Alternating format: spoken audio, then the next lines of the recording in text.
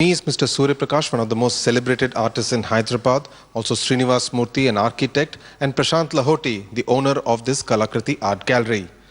Mr. Surya Prakash, if I may start with you, do you approve of this extremely bitter manner in which this entire bifurcation process is taking place? A lot of acrimony.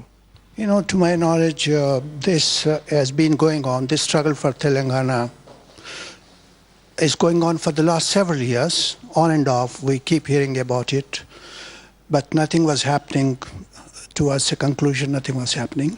But suddenly, all of a sudden, it was sort of politicians at the center are trying to impose it, and suddenly it came up like a bomb. And I don't see any reason why it has to be done like that. And first of all, I fail to understand what are all the implications in it, plus minus. What are the problems about so many issues are there. So you're saying that there isn't much clarity. Absolutely, there's no clarity. Even I'm a layman. I don't know much about politics, nor about the places. But then I can understand. Also, I feel it's a strong feeling that I have is even the politicians, those who are concerned with this problem, and also bureaucrats, I think they hardly have studied much about it, and I don't think any not much of in-depth study has been done. Srinivas, do you feel as a citizen that you are on the radar of the people who are taking this extremely critical decision on dividing a state? Yes, definitely. I think if I consider myself as a citizen of this state as well as this city, and I know that I am involved in a profession which has a direct impact on it, because it's generally believed that politicians and builders and the real estate, they all have a connection and affect each other. And we have seen that in the last couple of years, Hyderabad has gone up and down in its performance, and many industrialists and investment opportunities here are kind of losing that confidence that are things going to be really fine in the future. I think equally important issue for us to understand is that how is this whole so-called separation perceived as? That is equally important, not just the nitty-gritties of why it is being done. Generally, it is believed that it is done for political reasons, but are the real concerns of the people taken care of? You are thinking that you feel that they are not taken care of. At least it is not being made out so, because otherwise everybody would have felt happy about it. If it is about administrative reasons that yes, smaller units are better to be governed, then we have not yet seen a very successful model in our country where other states have demonstrated that by virtue of becoming a smaller state, you have performed well. So that is also not there either. So those are some of your concerns, Srinivas. Prashant, you have been in Hyderabad for many years. How do you see this entire bifurcation taking place? Sudhir, I'm neither from Telangana nor from Andhra. My family shifted in Hyderabad for the last 150 years.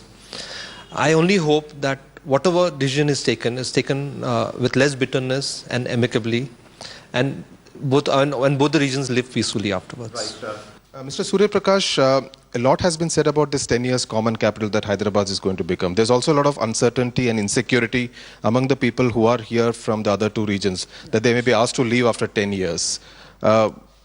What do you make of this extreme sense of insecurity and fear that has come to grip the people who are from the other two regions? If it is really true that all of them, those who are in the next 10 years, if they are going to be taken out, it's a great injustice. It's not. I'm not just talking about those Andhras who have settled down here. Besides us, there are Punjabis, Bengalis, and Assamese, and so many other people living in Hyderabad. And when all of them could work here together in several service sectors, why an Andhra should not have his place to work here? Srinivas, you remember just about 3 years back, just before Sankranti, which is round the corner now, people were told that people, when they come, they should not be allowed to come back when they go back. How would you feel if you were going out and you were told you can't come back anymore to Hyderabad?